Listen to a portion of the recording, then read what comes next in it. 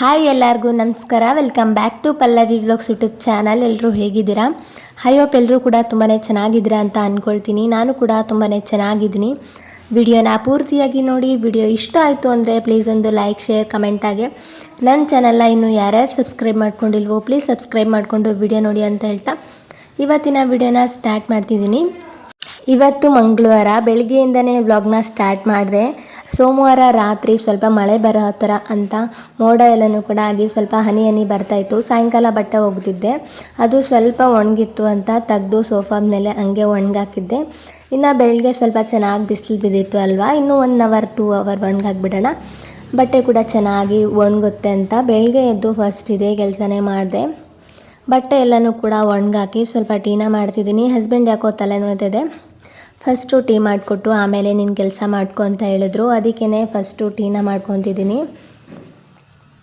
ನಾರ್ಮಲಾಗಿ ಇವಾಗ ಬೆಳಗ್ಗೆ ಟೀ ಕುಡಿಯೋದು ಸ್ವಲ್ಪ ಕಡಿಮೆ ಮಾಡಿದ್ದೀವಿ, ಅಂದರೂ ಕೂಡ ಯಾವಾಗಾದರೂ ಅಭ್ಯಾಸ ಆಗಿಬಿಟ್ಟಿತ್ತು ಅಲ್ವಾ, ಮೊದಲು ನೆನಪಾದರೆ ಬೇಕೇ ಬೇಕು ಅಂತ ಅನಿಸುತ್ತೆ. ಸ್ವಲ್ಪ ಕಂಟ್ರೋಲ್ ಮಾಡ್ಕೊಳ್ಳೋದು ಕಷ್ಟ ಆಗುತ್ತೆ. ಒಂದೊಂದು ಟೈಮ್ ಬಿಟ್ಬಿಡ್ತೀವಿ, ನೆನಪಿಲ್ಲ ಅಂದರೆ ಬಿಟ್ಬಿಡ್ತೀವಿ. ಸ್ವಲ್ಪ ಟೀ ಅಂತ ಏನಾದರೂ ನೆನಪಾದರೆ ಕುಡಿಲೇಬೇಕು ಅಂತ ಅನ್ನಿಸ್ತಾ ಇರುತ್ತೆ. ಅದಕ್ಕೇ ಟೀ ಮಾಡಿ ಹಸ್ಬೆಂಡ್ ಕೊಟ್ಟು ನಾನು ಕೂಡ ಸ್ವಲ್ಪ ಕುಡಿದೆ.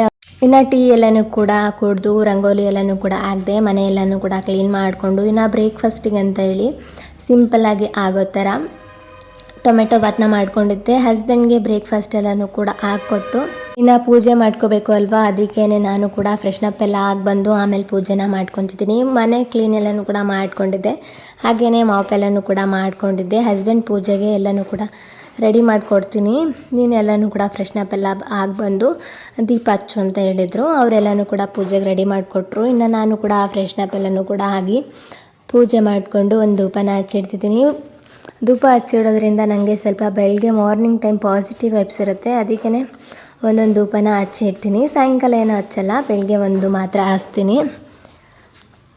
ಇನ್ನು ಪೂಜೆ ಎಲ್ಲನೂ ಕೂಡ ಮುಗಿಸ್ಕೊಂಡು ಮಾಮೂಲಿ ಮನೆ ಕೆಲಸ ಎಲ್ಲ ಇರುತ್ತೆ ಅಲ್ವಾ, ಆ ಕೆಲಸ ಎಲ್ಲನೂ ಕೂಡ ಮುಗಿಸ್ಕೊಂಡು ಒಂದು ಸ್ವಲ್ಪ ಬಟ್ಟೆನ ಆರ್ಡ್ರ್ ಮಾಡಿದ್ದೆ. ಒಂದು 2-3 ಜೊತೆ ಬಟ್ಟೆ ಕೂಡ ಬಂದಿತ್ತು, ಫ್ಲಿಪ್ಕಾರ್ಟಲ್ಲಿ ಆರ್ಡ್ರ್ ಮಾಡಿದ್ದೆ.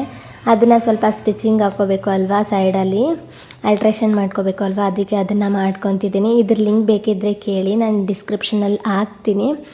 4 ಜೊತೆ ಆರ್ಡ್ರ್ ಮಾಡಿದ್ದೆ, ಅಂದರೆ ಒಂದಿನ ಬಿಟ್ಟು ಒಂದಿನ ಬಂತು. ಇನ್ನು ಸ್ಟಿಚಿಂಗ್ ಮಿಷಿನ್ ಬಗ್ಗೆನೂ ಕೂಡ ರಿವ್ಯೂ ಕೊಡಿ ಹೇಗಿದೆ ಅಂತ ಕೇಳ್ತಿದ್ರಿ, ಅದಕ್ಕೇ ಇವತ್ತು ರಿವ್ಯೂ ಕೊಡೋಣ ಅಂತ ಅಂದ್ಕೊಂಡಿದ್ದೀನಿ.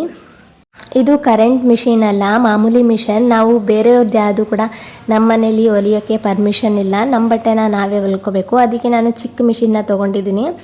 ಸೈಡಲ್ಲಿ ಅಲ್ಟ್ರೇಷನ್ ಎಲ್ಲನೂ ಕೂಡ ಮಾಡ್ಕೊಳ್ಳೋದಕ್ಕೆ, ನಮ್ಮ ಬ್ಲೌಸ್ನ ನಾವೇ ಸ್ಟಿಚ್ ಮಾಡ್ಕೊಳ್ಳೋದಕ್ಕೆ ಬರುತ್ತೆ ಅಂತ ಚಿಕ್ಕ ಮಿಷಿನ್ ತೊಗೊಂಡಿದ್ದೀನಿ. ಇದ್ರ ಪ್ರೈಸ್ ಎಷ್ಟು ಅಂತ ಕೂಡ ಕಮೆಂಟ್ ಬಾಕ್ಸಲ್ಲಿ ಕೇಳಿದರೆ, ಇದ್ರ ಪ್ರೈಸ್ ಬಂದುಬಿಟ್ಟು 8,000. ಮಿಷಿನ್ ಮಾತ್ರ ತುಂಬಾ ಚೆನ್ನಾಗಿದೆ, ಸುರ್ಬಿ ಕಂಪ್ನಿದು.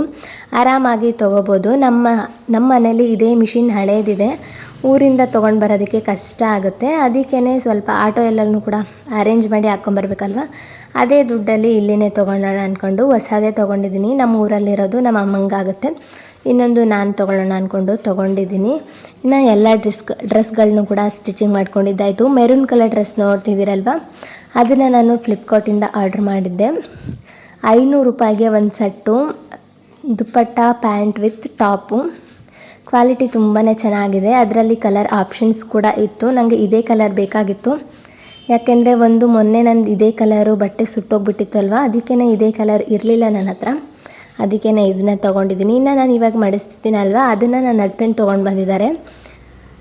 ಎಲ್ಲಿ ತೊಗೊಂಡು ಬಂದಿದ್ದಾರೆ ಗೊತ್ತಿಲ್ಲ. ಇನ್ನು ಮಡಚಿ ಇಟ್ಟಿದ್ದೀನಲ್ವ, ಅದ್ರ ಮೆರೂನ್ ಕಲರ್ ಡ್ರೆಸ್ ಮೇಲೆ ಅದನ್ನು ಆರ್ಡ್ರ್ ಮಾಡಿದ್ದು. ಇನ್ನು ಈ ಟಾಪ್ ಕೂಡ ಆರ್ಡ್ರ್ ಮಾಡಿದ್ದು ಫ್ಲಿಪ್ಕಾರ್ಟಲ್ಲಿನೇ.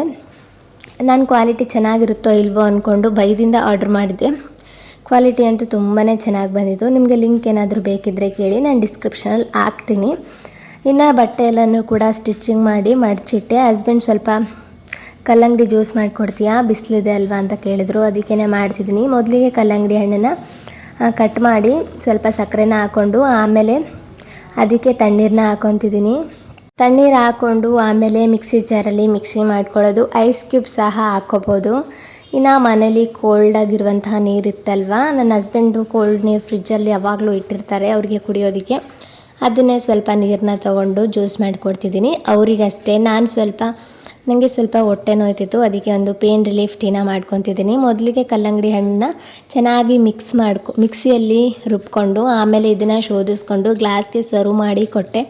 ಇನ್ನು ನನಗೆ ಸ್ವಲ್ಪ ಹೊಟ್ಟೆ ನೋಯ್ತಿತ್ತು, ಅದಕ್ಕೇ ಟೀನ ಮಾಡ್ಕೊತಿದ್ದೀನಿ. ಮೊದಲಿಗೆ ಒಂದು ಪಾತ್ರೆಯಲ್ಲಿ ಒಂದು ಗ್ಲಾಸ್ ಆಗುವಷ್ಟು ನೀರನ್ನ ತೊಗೊಂಡಿದ್ದೀನಿ. ಒಂದು ಗ್ಲಾಸಷ್ಟು ನೀರನ್ನ ತೊಗೊಂಡು ಅದನ್ನು ಸ್ವಲ್ಪ ನೀರು ಚೆನ್ನಾಗಿ ಕುದಿಬೇಕು. ನೀರು ಚೆನ್ನಾಗಿ ಕುದಿಬೇಕಾದ್ರೆ 1 ಟೇಬಲ್ ಸ್ಪೂನಷ್ಟು ಅಜ್ವೈನ್, 1 ಟೇಬಲ್ ಸ್ಪೂನಷ್ಟು ಸೋಪು, ಒಂದು ಅರ್ಧ ಇಂಚು ಶುಂಠಿನ ಕ್ರಷ್ ಮಾಡಿ ಹಾಕ್ತಿದ್ದೀನಿ. ಇವು ಮೂರನ್ನು ಕೂಡ ಹಾಕಿ ಒಂದು 2 ರಿಂದ 3 ನಿಮಿಷ ಚೆನ್ನಾಗಿ ಕುದಿಸ್ಕೋಬೇಕು. ಸ್ವಲ್ಪ ಯೆಲ್ಲೋ ಕಲರ್ ಆಗಬೇಕು. ಸೋಪು ಮತ್ತು ಅಜ್ವೈನ್ ಶುಂಠಿ ಎಲ್ಲನೂ ಕೂಡ ಚೆನ್ನಾಗಿ ಕುದಿಬೇಕು. ಅಲ್ಲಿ ತನಕ ಒಂದು 2-3 ನಿಮಿಷ ಇದನ್ನು ಚೆನ್ನಾಗಿ ಕುದಿಸ್ಕೋಬೇಕು.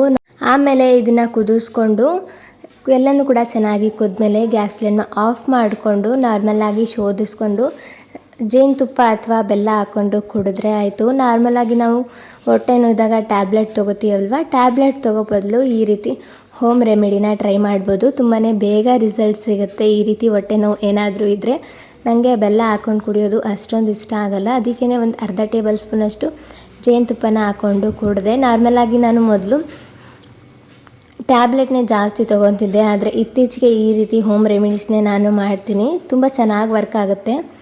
ಇನ್ನು ಈ ಟೀನು ಕೂಡ ಮಾಡಿಕೊಂಡು ಕುಡಿದೆ. ಈ ವ್ಲಾಗ್ನ ಇಲ್ಲಿಗೆ ಎಂಡ್ ಮಾಡ್ತಿದ್ದೀನಿ.